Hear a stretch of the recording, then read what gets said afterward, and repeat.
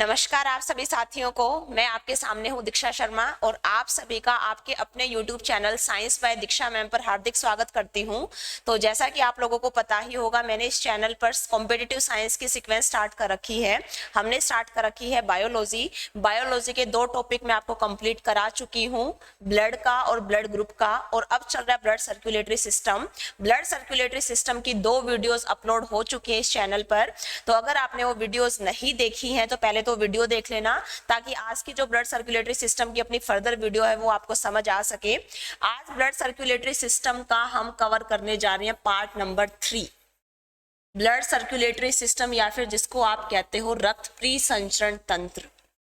ये टॉपिक मैंने आपको काफी डिटेल में कराया है। इसकी 2 पार्ट्स में वीडियो पहले अपलोड हो चुकी हैं इस चैनल पर, तो पहले आप लोग वो जाकर वो देख लेना, ताकि आज वाली वीडियो आपको तभी समझ आ सके। आज की हम कवर कर रहे हैं पार्ट 3, ब्लड सर्कुलेटरी सिस्टम का पार्ट 3 हम पढ़ने जा रहे हैं। और यहाँ पर जो मैं आपको साइंस कराने जा रही हूँ काफी डिटेल साइंस है। मैं आपको थ्योरी के साथ साथ एमसीक्यू सेशन भी कराऊंगी। तो अगले 2 से 3 दिनों में हो सकता है हम यहाँ पर इसका एमसीक्यू का मैराथन कंडक्ट करें। बायोलॉजी का मैराथन कंडक्ट करूंगी मैं 3 टॉपिक्स पर, ब्लड ग्रुप पर पहले तो, और देन ब्लड सर्कुलेटरी सिस्टम पर। तो अगर आप इस चैनल पर नए हैं तो इस चैनल को सब्सक्राइब करना ना भूलें, और वीडियो के एंड तक बने रहे, अपने साथ साथ मेरे साथ साथ नोट्स बनाएं और इस टॉपिक को ध्यान से समझिए। और ये जो भी वीडियोस हैं ये अपने जितने भी कॉम्पिटिटिव एग्जाम है, चाहे वो एसएससी का हो, चाहे वो एचएसएससी का हो, रेलवे ग्रुप डी, एनटीपीसी, कोई भी कॉम्पिटिटिव एग्जाम हो, उसके लिए काफी बेनिफिशियल रहने वाली है। तो देखिए, लास्ट वीडियो में ब्लड सर्कुलेटरी सिस्टम के पार्ट 2 में मैं आपको हार्ट की फंक्शनिंग समझा चुकी हूँ, जिसमें मैंने आपको ब्लड प्रेशर वाला पार्ट भी कवर किया था कि नॉर्मल ब्लड प्रेशर कितना होता है, सामान्य रक्तचाप मैंने आपको 3 वैल्यू बताई थी। एक हमने पढ़ा था सामान्य रक्तचाप, जिसको आप कहते हो नॉर्मल ब्लड प्रेशर। एक हमने पढ़ा था हाइपरटेंशन, एक हमने पढ़ा था हाइपोटेंशन। तो देखिए, सामान्य रक्तचाप या नॉर्मल ब्लड प्रेशर ह्यूमंस में कितना होता है, वो वैल्यू मैंने आपको बताई थी 120/80 mmHg। अभी बताऊंगी mmHg क्या चीज है। डायरेक्ट पेपर में क्वेश्चन आता है मनुष्य का सामान्य रक्तचाप कितना होता है, तो आपको याद रखना है 120/80 mmHg। उसके बाद हमने पढ़ा था एक टर्म हाइपोटेंशन, और एक हमने पढ़ा था स्टूडेंट्स हाइपोटेंशन और हाइपरटेंशन। देखिए, 2 चीजें हमने पढ़ी थी, तो ये क्वेश्चन एचएसएससी में पूछा भी गया था कि हाइपोटेंशन क्या होता है और हाइपरटेंशन क्या होता है। हाइपोटेंशन कहा जाता है लगातार यदि लो बीपी की स्थिति है, लगातार लो बीपी की स्थिति को कहा जाता है हाइपोटेंशन, और हाइपरटेंशन कहा जाता है लगातार हाई बीपी की स्थिति को, लगातार हाई बीपी की स्थिति कही जाती है हाइपरटेंशन। मैंने जैसा कि आप लोगों को बताया भी था, इसमें ट्रिक भी आ रही है। कैसे ट्रिक बनाओगे आप, हाइपो साउंड भी आ रही है, हाइपो तो लो और हाइपर तो हाई। इनकी वैल्यू आपको याद रखनी है। वैल्यू पूछी जाती है पेपर में कि हाइपोटेंशन की वैल्यू कितनी होती है और हाइपरटेंशन की वैल्यू कितनी होती है। तो देखिए ध्यान से, हाइपोटेंशन की वैल्यू यदि आपसे पूछी जाए तो वो आप बताओगे 100/50 mmHg, जबकि यदि आपसे हाइपरटेंशन पूछा जाए तो वो आप बताओगे 150/90 mmHg। ब्लड प्रेशर कैसे काम करता है सारी मैं आपको हार्ट की फंक्शनिंग इससे पहले वाली वीडियो में बता चुकी हूँ। तो पहले यदि वो वीडियो आपने नहीं देखी है वो जाकर देख लेना, ताकि आज की क्लास आपको और भी बेहतरीन तरीके से समझ जाए। देखिए स्टूडेंट्स, अब यहाँ पर आप एक चीज देख रहे होगे mmHg। अब ये Hg जो है क्या है, Hg है मरकरी। आपने एक क्वेश्चन सुना होगा मरकरी के बारे में कि कौन सी धातु रूम टेम्परेचर पर द्रव अवस्था में पाई जाती है, तो पाई जाती है मरकरी, या जिसे हम कहते हैं पारा, तो ये जो रक्तचाप है, सबसे पहले तो आपको इस रक्तचाप मापने वाला जो यंत्र है वो आपको पता होना चाहिए। शायद आपने डॉक्टर को देखा भी होगा कि वो इस टाइप से आर्म्स पे अपना एक बांध देता है और उसके पास एक सिलेंडर लाइक स्ट्रक्चर होती है, उसे वो प्रेस करता है और सामने एक स्केल पर रीडिंग चलती है कि हमारा कितना ब्लड प्रेशर है। तो उस यंत्र को हम बोलते हैं, कई बार ये क्वेश्चन आ चुका है पेपर में कि रक्तचाप मापने वाला यंत्र क्या कहलाता है। तो रक्तचाप मापने वाला यंत्र आपको याद रखना है, वो कहलाता है स्फिग्मोमैनोमीटर। रक्तचाप मापने वाला यंत्र यदि हमसे पूछा जाए instrument which measures blood pressure, तो आपको यंत्र का नाम याद रखना है, यंत्र का नाम होता है स्फिग्मोमैनोमीटर। रक्तचाप मापने वाला यंत्र यदि आपसे पूछा जाए तो वो आप बताओगे स्फिग्मोमैनोमीटर। और इस स्फिग्मोमैनोमीटर के अंदर कौन सा लिक्विड भरा जाता है, तो इसके अंदर भरा जाता है मरकरी, जिसे आप कहते हो दूसरी भाषा में, आम भाषा में पारा, और इसका सिंबल होता है Hg। ये चीज मैं आपको केमिस्ट्री में पढ़ाऊंगी, हर तत्व के अलग अलग सिंबल होते हैं, जैसे ऑक्सीजन का O, कार्बन का C, तो ये मैं आपको केमिस्ट्री में कराऊंगी। एट प्रेजेंट आप याद रखो मरकरी या पारा का सिंबल क्या होता है, Hg। और मरकरी से क्या क्वेश्चन आता है, ऐसी धातु जो रूम टेम्परेचर पर किस स्टेट में पाई जाती है, लिक्विड स्टेट में पाई जाती है। द्रव अवस्था में पाया जाने वाली धातु वो कौन सी होती है, वो आपको याद रखना है, वो होती है मरकरी या पारा। तो जो ब्लड प्रेशर मापते हैं वो कौन से यंत्र की मदद से मापा जाता है, स्फिग्मोमैनोमीटर। इस स्फिग्मोमैनोमीटर में क्या भरा जाता है, मरकरी भरा जाता है। तो हमने अभी जो पीछे वैल्यू पढ़ी नॉर्मल ब्लड प्रेशर की 120/80 मिलीमीटर, ये mm का मतलब है मिलीमीटर, और Hg क्या है, उसके अंदर जो मरकरी का लेवल है वो जो भरा हुआ है वो कितनी रीडिंग शो करता है। तो नॉर्मल ब्लड प्रेशर है 120/80 mmHg। लगातार हाई बीपी कहा जाता है हाइपरटेंशन, वैल्यू याद रखनी है 150/90 mmHg। और लगातार लो बीपी की स्थिति कही जाती है हाइपोटेंशन, वैल्यू कितनी होती है 100/50 mmHg। अगला क्वेश्चन रक्तचाप से क्या बनेगा, देखिए स्टूडेंट्स ध्यान से, रक्तचाप को मापने वाला यंत्र मैंने आपको बता दिया। अगला क्वेश्चन, रक्तचाप कौन सी धमनी के द्वारा मापा जाता है।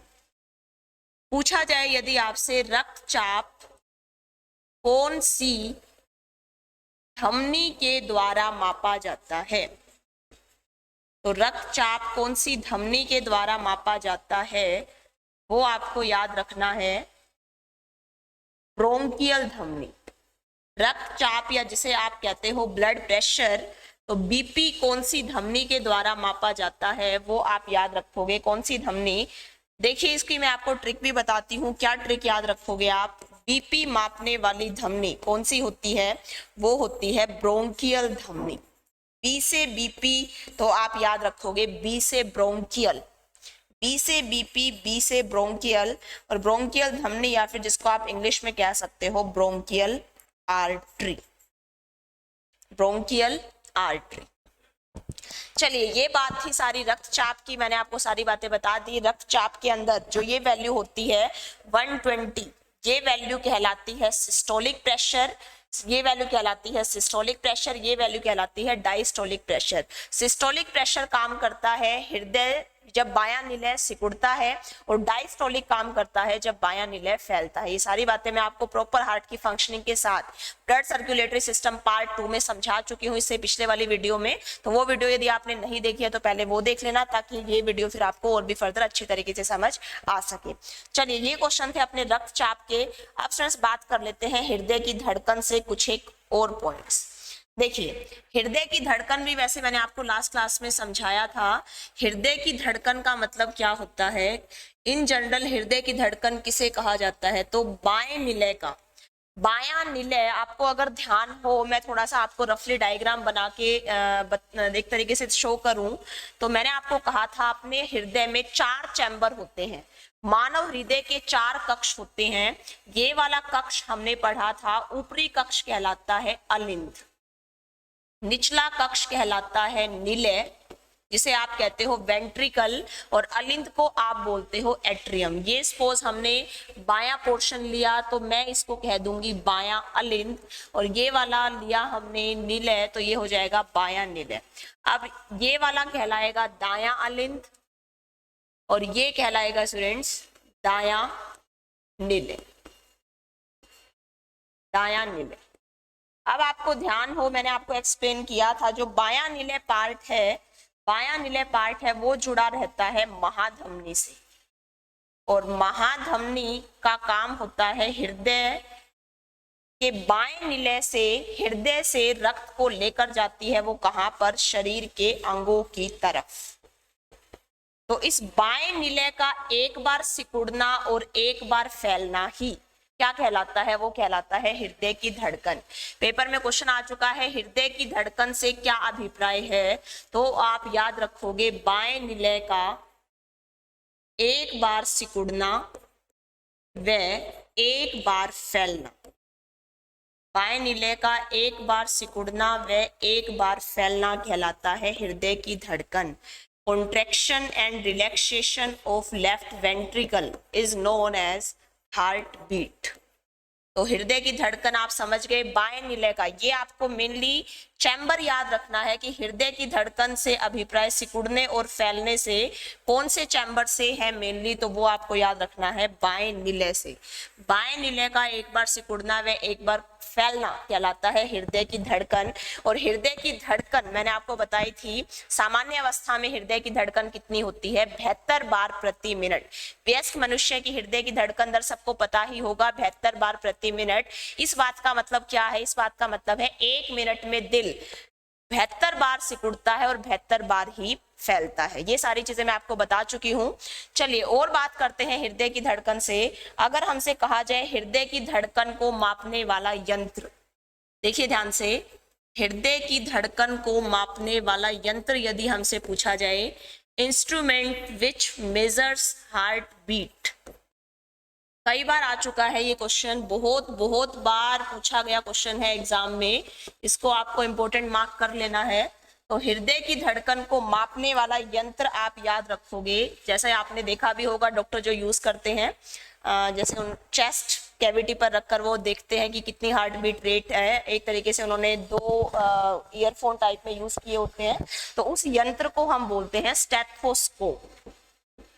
हृदय की धड़कन को मापने वाला यंत्र कहा जाता है स्टेथोस्कोप। देखिए पेपर में बहुत कंफ्यूजन हो जाती है स्फिग्मोमैनोमीटर में और स्टेथोस्कोप में। स्फिग्मोमैनोमीटर मापता है ब्लड प्रेशर, जबकि स्टेथोस्कोप मापता है हृदय की धड़कन। तो याद रखना है आपको, हृदय की धड़कन को मापने वाला यंत्र क्या कहा जाता है, वो कहा जाता है स्टेथोस्कोप। जबकि स्टूडेंट्स एक यंत्र होता है पेस मेकर, आपने शायद सुना हो पेस मेकर। देखिए आपने कई बार देखा होगा कि जो पेशेंट है उसकी हार्ट बीट रुक जाती है, तो उसके ऊपर एक प्रेस से एक इंस्ट्रूमेंट प्रेस किया जाता है, प्रेस लाइक इंस्ट्रूमेंट उसकी चेस्ट कैविटी पर रखकर। तो हृदय की धड़कन रुक जाने पर उस हृदय की धड़कन को जो तेज करने वाला यंत्र होता है वो कौन सा होता है, पेस मेकर। तो पेस मेकर से क्या क्वेश्चन बनता है, याद रखोगे आप, हृदय की धड़कन को तीव्र बनाने वाला यंत्र, तेज करने वाला जो यंत्र है वो आप याद रखोगे, वो है पेस मेकर। देखिए यहाँ पर ध्यान से, अगर तीव्र बनाने वाला पूछा जाए, तीव्र बनाने वाला यदि आपसे पूछा जाए तो वो तो है पेस मेकर, और यदि आपसे कहा जाए मापने वाला यंत्र, तो मापने वाला आप बताओगे स्टेथोस्कोप। मापने वाला, हृदय की धड़कन को मापने वाला यंत्र स्टेथोस्कोप, और हृदय की धड़कन को तेज बनाने वाला यंत्र कौन सा है, वो है पेस मेकर। याद रखनी है आपको ये बात। अच्छा, फिर स्टूडेंट्स आपको एक और समझना है, हृदय की धड़कनों का ग्राफ बताने वाला यंत्र। आपने जैसे देखा होगा टीवी में या फिर एक टाइप से रियल उसमें भी, कि जैसे एक मशीन होती है, उस मशीन के सामने इस टाइप से हृदय की धड़कनों का ग्राफ चलता है। इस यंत्र का क्या नाम होता है, तो इस यंत्र का नाम होता है इलेक्ट्रोकार्डियोग्राम, जिसको हम शॉर्ट फॉर्म में ईसीजी भी बोलते हैं। तो ईसीजी से क्या क्वेश्चन आता है, हृदय की धड़कनों का ग्राफ बताने वाला यंत्र।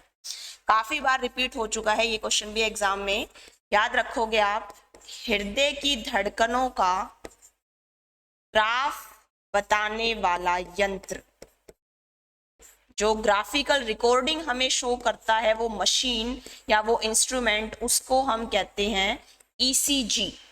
और ईसीजी की कई बार एग्जामिनर पेपर में फुल फॉर्म पूछ चुका है कि ईसीजी की फुल फॉर्म क्या है। याद रखोगे आप, इलेक्ट्रोकार्डियोग्राम, इलेक्ट्रोकार्डियोग्राम याद रखना है आपको। और कई बार ग्राम की जगह होता है ग्राफी, कई बार ग्राम की जगह होता है ग्राफी, तो इलेक्ट्रोकार्डियोग्राफी, ग्राफी तो हम बोलते हैं उस रिकॉर्डिंग को, जबकि यंत्र का नाम होता है ग्राम, इलेक्ट्रोकार्डियोग्राम। तो सीधा क्वेश्चन आता है, ईसीजी किससे संबंधित है? ECG is related to which organ? पूछा जाए यदि आपसे ईसीजी किससे संबंधित है, तो आप बताओगे ईसीजी संबंधित है स्टूडेंट्स किससे?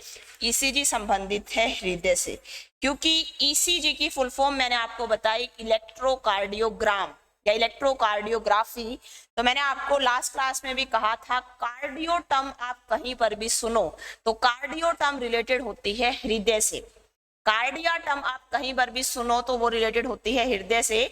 जैसे हृदय का अध्ययन कहलाता है कार्डियोलॉजी, और हृदय के डॉक्टर को कहा जाता है कार्डियोलॉजिस्ट। तो कार्डिया टर्म कहने का मतलब रिलेटेड है किससे? हृदय से। तो क्वेश्चन कई बार आ चुका है ये भी एग्जाम के अंदर कि ईसीजी किससे संबंधित है, वो आप बताओगे, वो संबंधित है हृदय से। तो देखिए, इस चैप्टर में हमने 3-4 यंत्र पढ़े हैं। एक तो हमने पढ़ा है स्फिग्मोमैनोमीटर। स्फिग्मोमैनोमीटर क्या करता है? ये मापता है ब्लड प्रेशर। रक्तचाप मापने वाला यंत्र कौन सा है, वो आपको याद रखना है, स्फिग्मोमैनोमीटर। जबकि हृदय की धड़कन को मापने वाला यंत्र कौन सा है, वो है स्टेथोस्कोप। हृदय की धड़कनों का ग्राफ बताने वाला यंत्र कौन सा है? ईसीजी। और हृदय की धड़कन रुक जाने पर, हृदय की धड़कन रुक जाने पर उसे तेज बनाने वाला यंत्र कौन सा है, तो वो है पेस मेकर। ये मैंने आपको 3-4 यंत्र बताए हैं।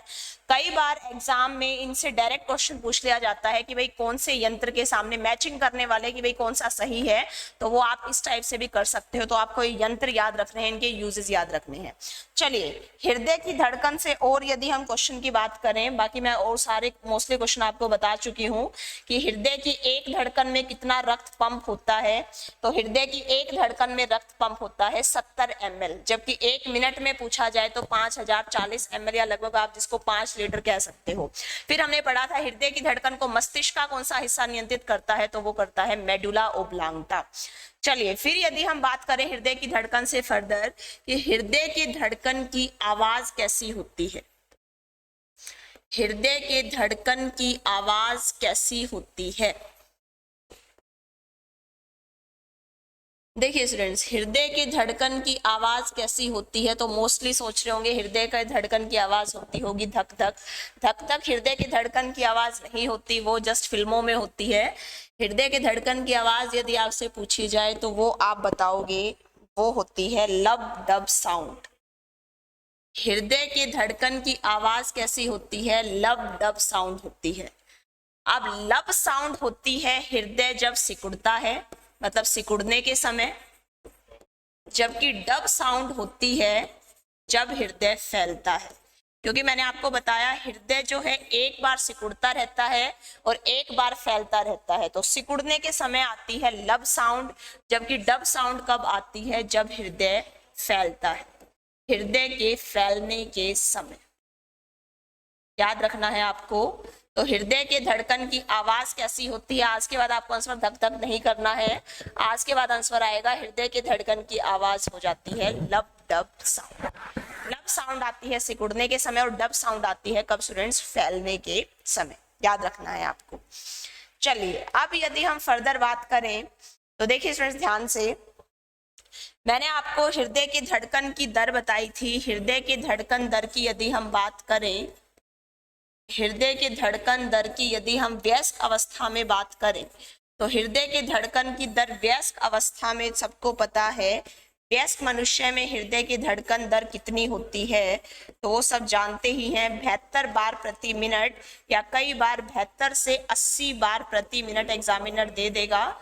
रेंज वाइज पूछे तो 72 से 80 बार प्रति मिनट, और वैसे पूछे तो 72 बार प्रति मिनट।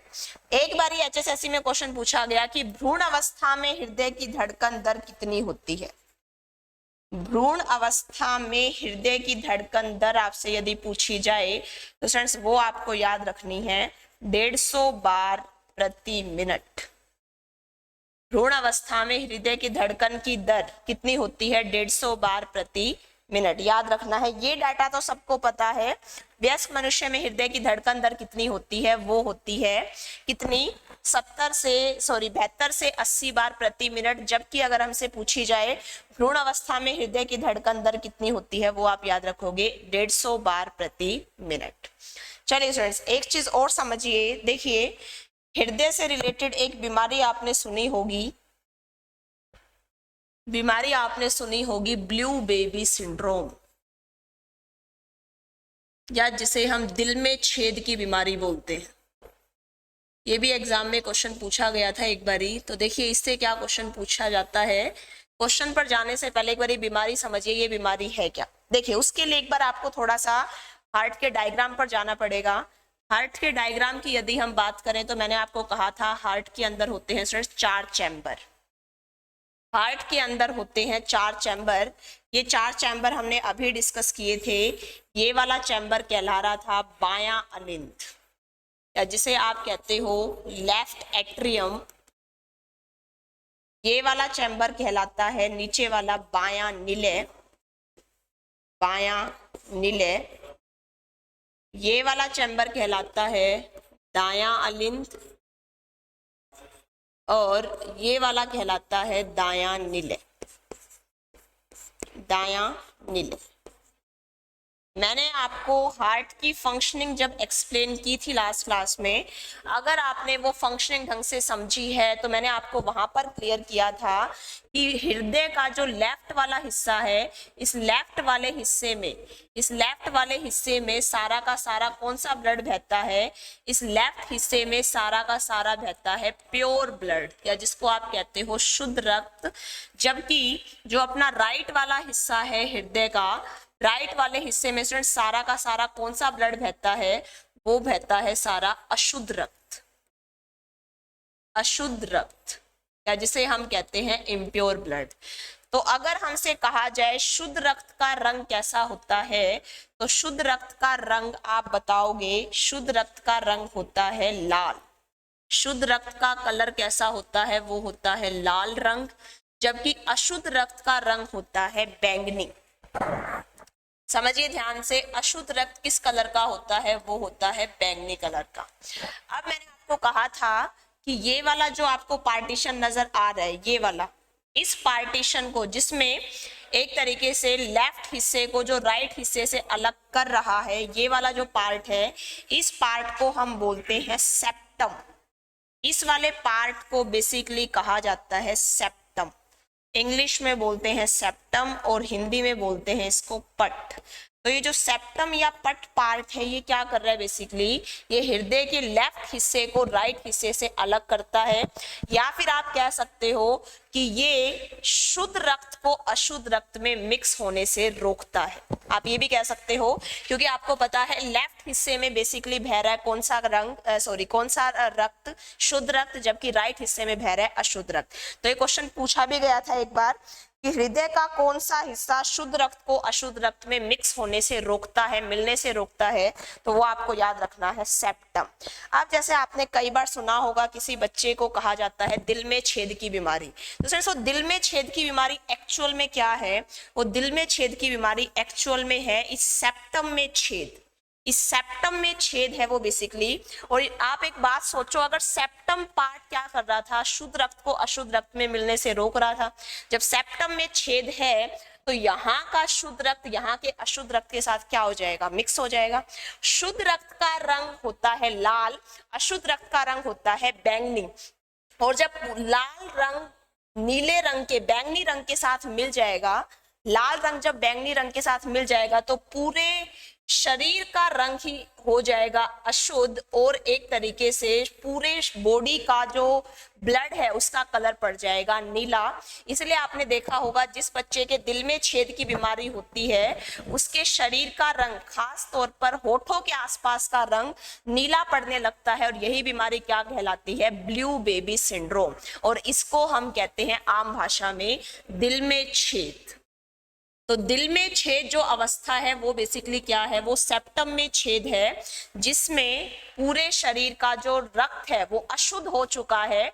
पूरे शरीर का रक्त अशुद्ध क्यों हो चुका है, क्योंकि सेप्टम में छेद की वजह से शुद्ध रक्त अशुद्ध रक्त के साथ मिल चुका है। पूरे बॉडी का ब्लड हो चुका है इम्प्योर। और यदि पूरे शरीर का रंग ही अशुद्ध हो चुका है तो फ्रेंड्स आप लोग खुद सोचिए, पूरे शरीर का रक्त यदि अशुद्ध हो चुका है तो अशुद्ध रक्त का मतलब उसके अंदर CO2 का लेवल बढ़ चुका है और O2 का लेवल कम हो चुका है। और यदि CO2 का लेवल बढ़ जाएगा तो उस रक्त के ऑक्सीजन वहन करने की क्षमता भी काफी प्रभावित होती है, मतलब ऑक्सीजन वहन करने की क्षमता कम होती है। इसीलिए आपने सुना होगा कि दिल में छेद बीमारी वाले बच्चों को ज्यादा खेलने कूदने से मना किया जाता है, क्योंकि उसका कारण वही है, उस बच्चे के पूरे शरीर का रक्त हो चुका है अशुद्ध, जिससे उसके रक्त की ऑक्सीजन वहन करने की क्षमता हो जाती है कम, और बच्चा जैसे जल्दी थकने लगता है, तो उसका कारण यही है। और उसके पूरे शरीर का रंग ही क्या पड़ने लग जाता है, नीला, और यही बीमारी कहलाती है ब्लू बेबी सिंड्रोम।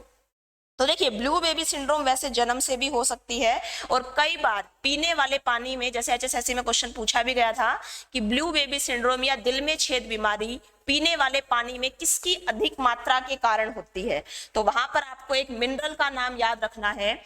अगर पीने वाले पानी में नाइट्रेट्स की मात्रा ज्यादा है तो ये कहीं ना कहीं कारण है किसका, दिल में छेद का। तो क्वेश्चन में पूछा गया था कि दिल में छेद बीमारी या ब्लू बेबी सिंड्रोम पीने वाले पानी में किसकी अत्यधिक मात्रा के कारण होता है। इंपॉर्टेंट क्वेश्चन है, मार्क करना है आपको। तो दिल में छेद बीमारी पीने वाले पानी में किसकी अत्यधिक मात्रा के कारण, ऑप्शन दे देगा आपको, क्लोराइड, सल्फेट, नाइट्रेट। तो पीने वाले पानी में किसकी मात्रा बढ़ चुकी है, नाइट्रेट्स की मात्रा अत्यधिक हो चुकी है, और यही कहीं ना कहीं कारण है दिल में छेद बीमारी का या फिर ब्लू बेबी सिंड्रोम का। याद रखना है स्टूडेंट्स आप लोगों को। और इसकी वजह से एक कंपाउंड बनने लगता है शरीर के अंदर जिसको हम बोलते हैं मिथेमोग्लोबिन।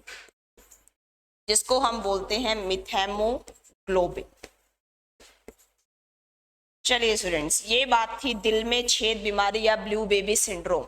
एक बीमारी और पढ़ लेते हैं हृदय से रिलेटेड, हार्ट अटैक। ये भी क्वेश्चन कई बार आया पेपर में, जिसको हम कहते हैं आम भाषा में दिल का दौरा। तो हार्ट अटैक या दिल का दौरा बीमारी का क्या कारण है, ये भी एग्जाम में क्वेश्चन पूछा गया। देखिए, समझिए फ्रेंड्स, हमने ये तो समझ लिया कि हृदय जो है वो शरीर का पंपिंग ऑर्गन है। हृदय का काम क्या होता है, शरीर के अंगों को रक्त पहुंचाना। अब सीधी सी बात है, हृदय के पास ब्लड आएगा तभी तो वो शरीर के अंगों के पास लेकर जाएगा। तो हृदय को कौन सी पेशी रक्त पहुंचाती है, तो आपको याद रखनी है कोरोनरी धमनी। क्वेश्चन आता भी है पेपर में, हृदय की पेशियों को रक्त पहुंचाने वाली धमनी। एज इट इज क्वेश्चन पूछा गया है ये, इसी लैंग्वेज में, इसी वर्डिंग्स में। तो याद रखना है, हृदय की पेशियों को रक्त कौन सी धमनी पहुंचाती है, नाम याद रखोगे आप, कोरोनरी धमनी। कोरोनरी धमनी बोल दो आप इसे, या फिर कोरोनरी आर्टरी। हृदय की पेशियों को रक्त पहुंचाने वाली धमनी याद रखना है आपको, कोरोनरी धमनी।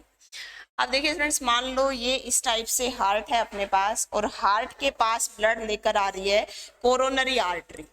अब कभी कोरोनरी आर्टरी की दीवारें यदि ब्लॉक हो जाती हैं, तो कोरोनरी आर्टरी की दीवारें यदि ब्लॉक हो गई तो सीधी सी बात है, हार्ट को ब्लड सप्लाई रुक जाएगी, हृदय तक रक्त नहीं पहुंच पाएगा, और यही कारण बनेगा किसका, दिल का दौरा, या जिसको आप कहते हो हार्ट अटैक। तो इसी वजह से आपने सुना होगा कि हार्ट अटैक बीमारी में पीड़ित को ज्यादा ऑयली चीजें खाने से मना किया जाता है, क्योंकि ऑयली चीजों के अंदर क्या हो जाता है, कोलेस्ट्रोल, शरीर में कोलेस्ट्रोल लेवल बढ़ जाता है, और वो बढ़ा हुआ कोलेस्ट्रोल लेवल इस कोरोनरी धमनी की दीवारों पर जाकर जमा हो जाता है और इसका रास्ता कर देता है ब्लॉक। तो याद रखना है आपको, बीमारी जो है दिल का दौरा बीमारी पड़ने का कारण क्या है, दिल का दौरा बीमारी पड़ने का क्या कारण है, तो वो है स्टूडेंट्स कोरोनरी धमनी की दीवारों पर कोलेस्ट्रोल जमा होना। कोरोनरी धमनी की दीवारों पर कोलेस्ट्रॉल जमा हो जाता है, याद रखोगे आप, कौन सी बीमारी में? हार्ट अटैक अथवा दिल का दौरा बीमारी में। कई बार क्वेश्चन आ चुका है कि दिल का दौरा बीमारी पड़ती है कौन सी धमनी की दीवारों पर कोलेस्ट्रॉल जमा होने से, तो वो आपको याद रखना है कोरोनरी धमनी की दीवारों पर। तो फ्रेंड्स ये था सारा, जिसमें मैंने आपको लास्ट क्लास में, लास्ट वीडियो में तो मैंने आपको हार्ट की फंक्शनिंग बता दी, और आज की क्लास में मैंने आपको बीपी, हार्ट बीट और दिल से जुड़ी कुछ बीमारियां बता दी, ब्लू बेबी सिंड्रोम और हार्ट अटैक। तो उम्मीद करती हूँ आपको ये क्लास पसंद आई होगी, आपको आज का कंटेंट बढ़िया लगा होगा। तो अगर आपको ये वीडियो पसंद आती है तो इस वीडियो को लाइक करना और वीडियो को शेयर करना न भूलें, और यदि आप इस चैनल पर नए हैं तो इस चैनल को सब्सक्राइब भी कर देना, और बेल आइकन जो है उसको प्रेस करना मत भूलना फॉर मोर अपडेट्स।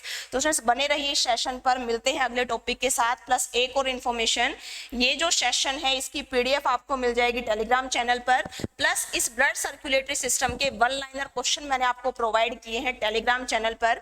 मेरा टेलीग्राम चैनल आपको सब्सक्राइब कर लेना है, जो मेरा यूट्यूब चैनल है उसी नाम से है टेलीग्राम चैनल भी।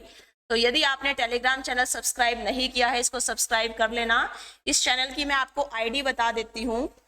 आईडी आपको फॉलो करनी है साइंस बाय दीक्षा मैम 22 के नाम से, क्योंकि कई बार सेम नाम से 2 टेलीग्राम चैनल आपको मिल जाते हैं। तो आप इस चैनल को सब्सक्राइब कर लेना, टेलीग्राम चैनल को। आज की क्लास की जो पीडीएफ है मैं आपको यहाँ पर प्रोवाइड कर दूंगी, प्लस इस ब्लड सर्कुलेटरी सिस्टम के वन लाइनर क्वेश्चन की पीडीएफ भी मैंने यहाँ पर अपलोड कर दी है। तो thanks for watching the video. मिलते हैं नेक्स्ट सेशन में अगली ऐसी बेहतरीन वीडियो के साथ। Thanks for watching the video. Thanks to all of you.